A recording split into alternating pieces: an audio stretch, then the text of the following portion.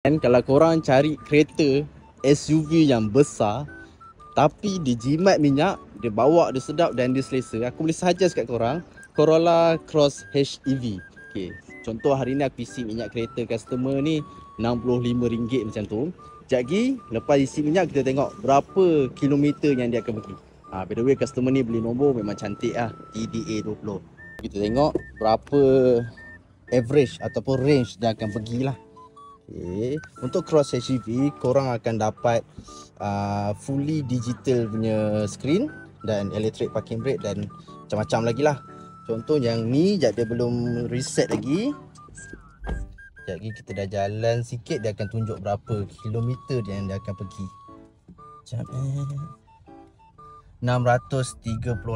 Tengok, isi minyak dalam RM65 70 macam tu, akan pergi dalam 600 plus. So kau rasa jimat ke tak jimat? Cuba komen.